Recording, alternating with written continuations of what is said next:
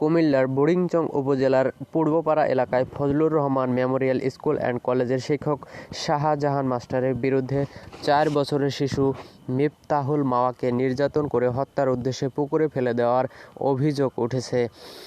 স্থানীয়ভাবে অভিযোগ পাওয়া গেছে, শাহজাহান বাড়ির নির্মাণের জন্য বালু রাখে। 4 বছরের শিশু মিফতাহুল মাওয়া বালুর স্তূপ থেকে 2 মুঠো বালু পুকুরে ফেলে। এতে শাহজাহান ক্ষিপ্ত হয়ে শিশুটিকে পাশের পুকুরে ফেলে দেয়।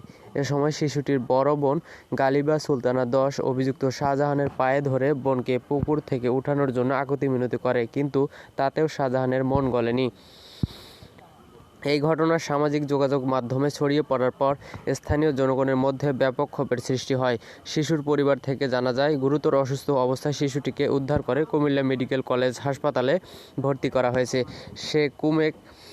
সে কুমিল্লা মেডিকেল কলেজে চিকিৎসাধীন রয়েছে। তার মা শামসুন নাহার তানিয়া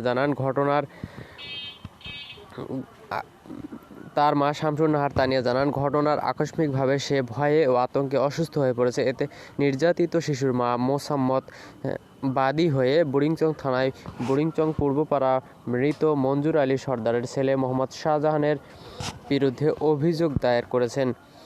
বুড়িচং থানার ভারপ্রাপ্ত কর্মকর্তা ওসি মোহাম্মদ আজিজুল হক বিষয়টি নিশ্চিত করেছেন। তিনি বলেছেন, এই ঘটনার বিষয়ে আমরা অবগত হয়েছি এবং ইতিমধ্যে তদন্ত শুরু করেছি। আসামিকে গ্রেপ্তারের জন্য অভিযান চলছে। স্থানীয় মানবাধিকার কর্মী মওদুদ আবদুল্লাহ শুভ্র জানান, এই ধরনের কর্মকাণ্ড শিশুর মানসিক বিকাশে অন্তরায়। এ ধরনের ঘটনা ও শিশুদের প্রতি সহিংসতা প্রতিরোধে আমরা সচেতনতার প্রয়োজন। পাশাপাশি সংশ্লিষ্ট কর্তৃপক্ষকে দ্রুত কার্যকর ব্যবস্থা গ্রহণ করতে হবে, তাতে ভবিষ্যতে এই ধরনের ঘটনা প্রতিরোধ করা যায়।